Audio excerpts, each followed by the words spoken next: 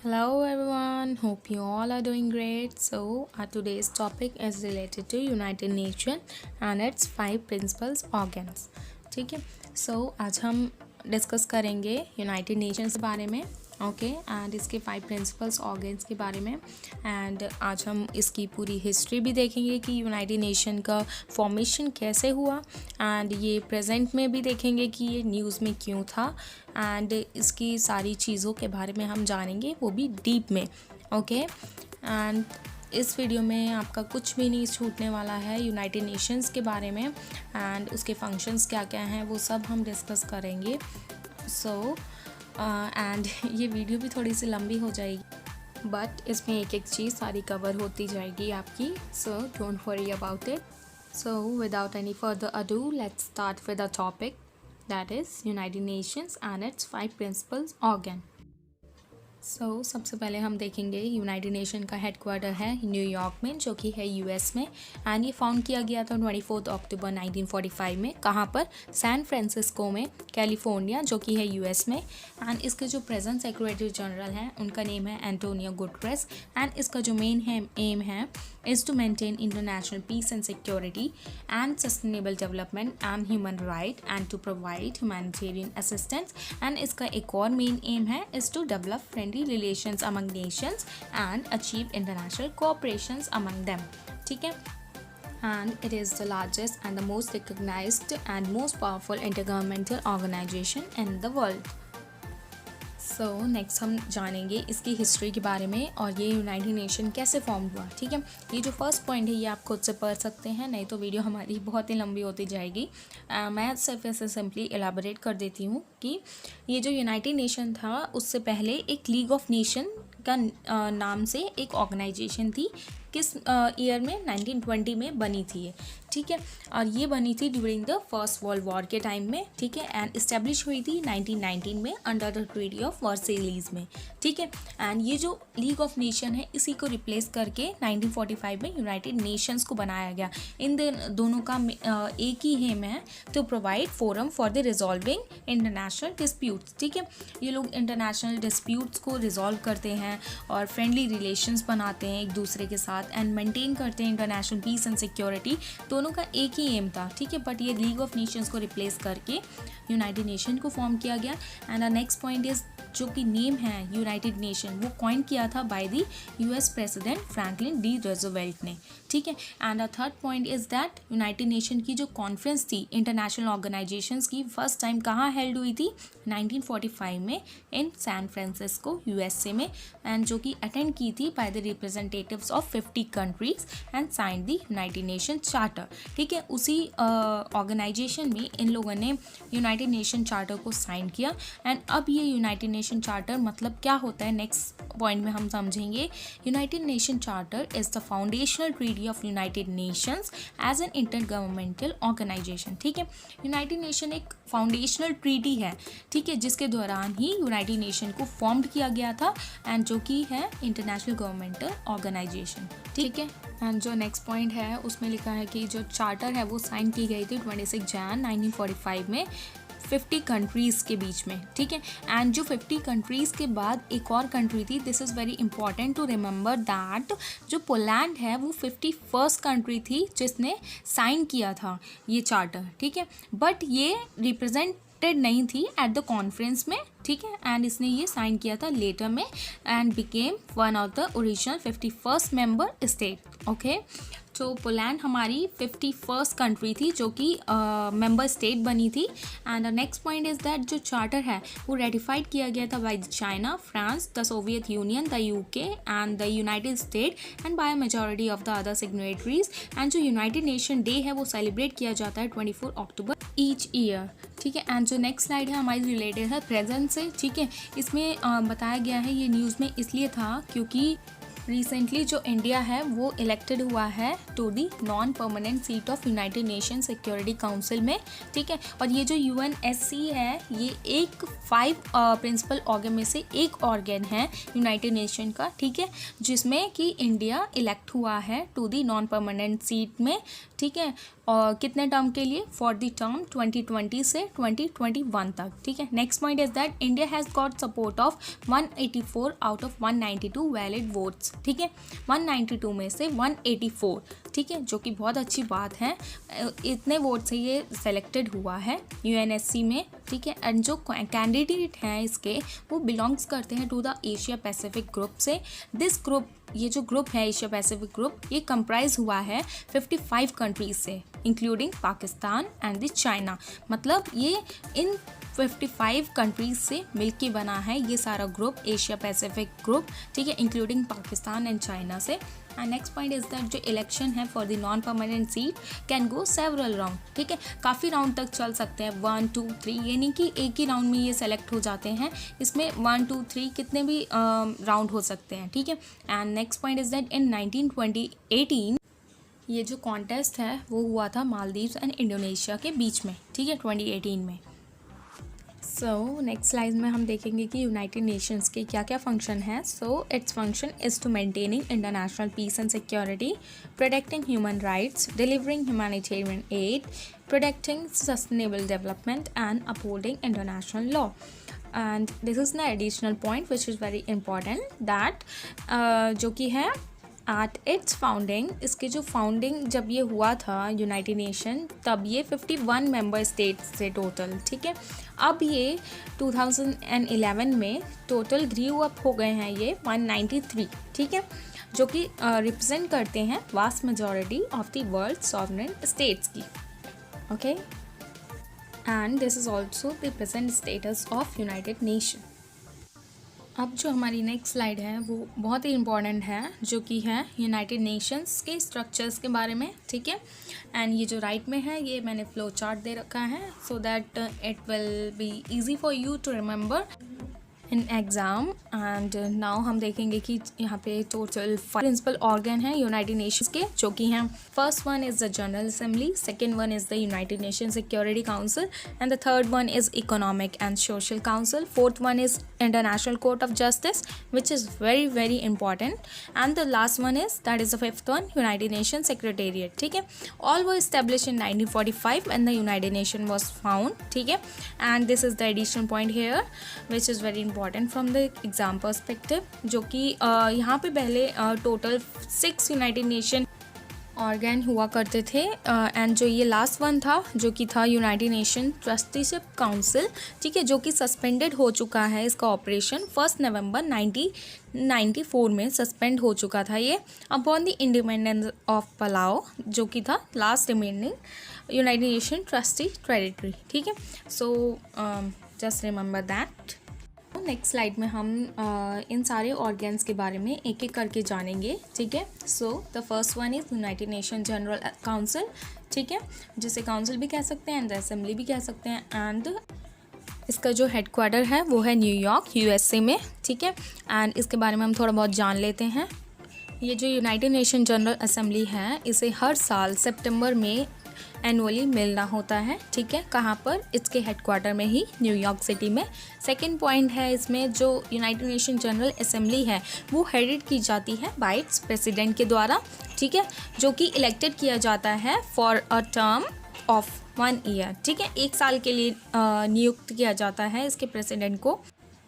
And the third point is that the United Nations General Assembly decides on important matters such as peace and security and other international issues, ठीक है। And the fourth one is United Nations General Assembly decides on the admission of new members following a proposal by the United Nations Security Council, ठीक है।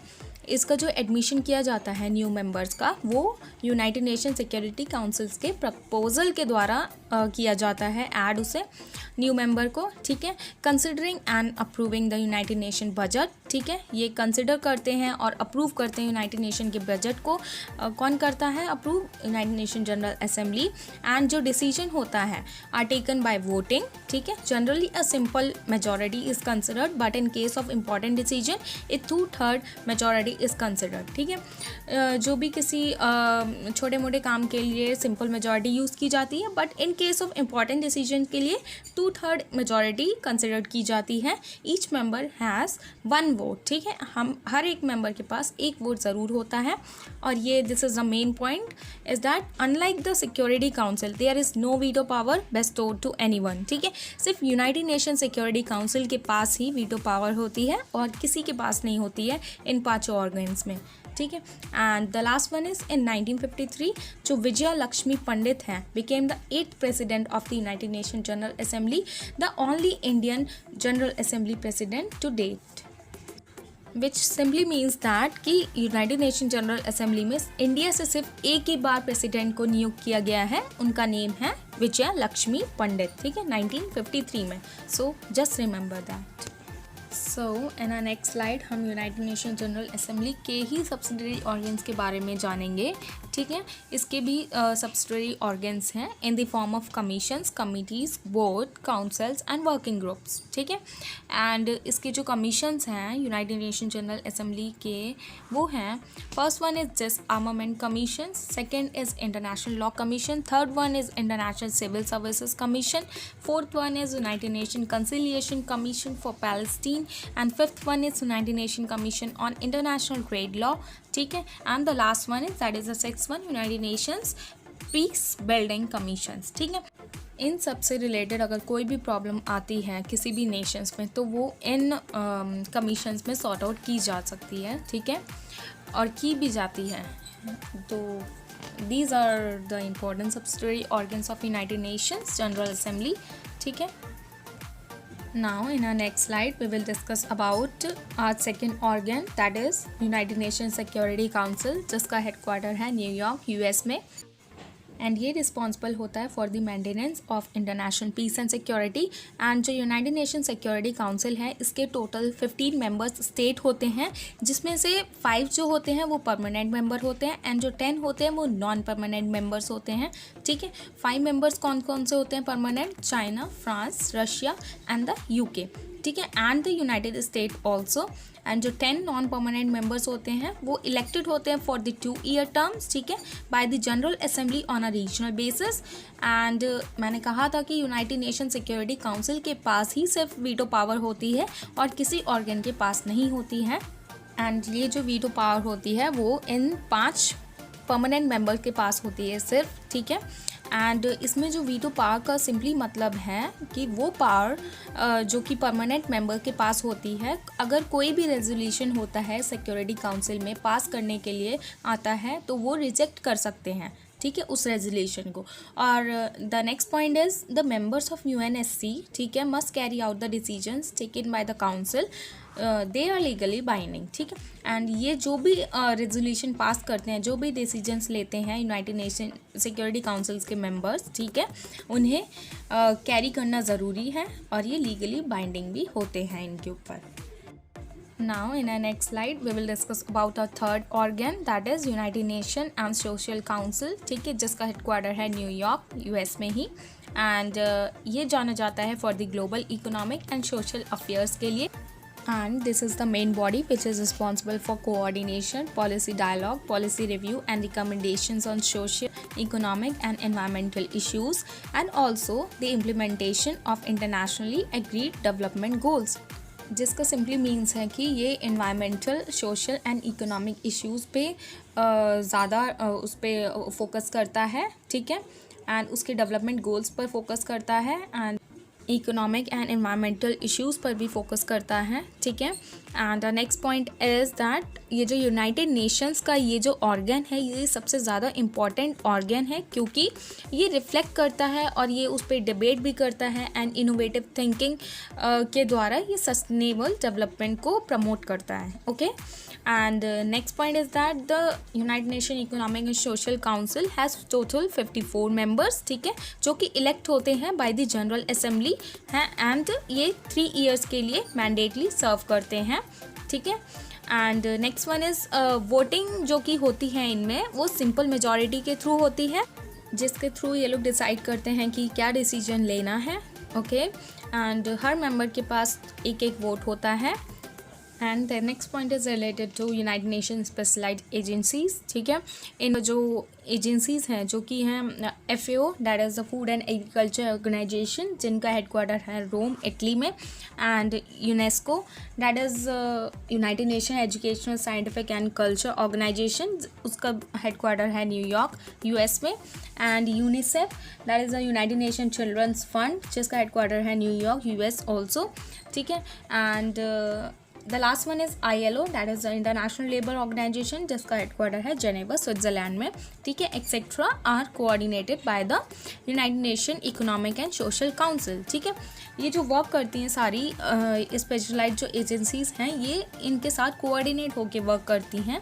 And last one is the United Nation economic social council, presidency is for 1 year, ठीक है।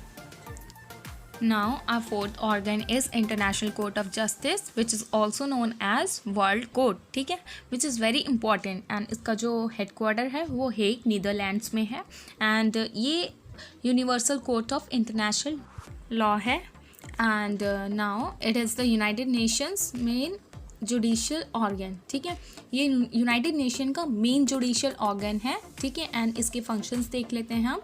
The court settles legal disputes between Nations only, ठीक है। Remember that the Nations only, not the between individuals, ठीक है। ये जो court है सिर्फ उन्हीं लोगों के डिस्प्यूट्स सॉर्ट आउट करता है जो कि सिर्फ नेशंस के बीच में होते हैं, 2 कंट्रीज़ के बीच में होते हैं, ना कि किसी इंडिविजुअल के लिए, ठीक है। किसी इंडिविजुअल के बीच में कोई डिस्प्यूट होगा वो ये सॉल्व नहीं करती है, वो सिर्फ नेशंस के बीच के डिस्प्यूट को सॉल्व करती है। And next one is it was established in June 1945 by the charter of United Nations and इसने अपना वर्क स्टार्ट करना शुरू किया था अप्रैल 1946 में। And next one is the very important point, जिसमें बताया हुआ है कि पहले के टाइम में permanent Court of International justice हुआ करता था, ठीक है। इस नाम से ये कोर्ट थी, जो कि अब रिप्लेस होके इंटरनेशनल कोर्ट ऑफ जस्टिस हो चुका है, ठीक है।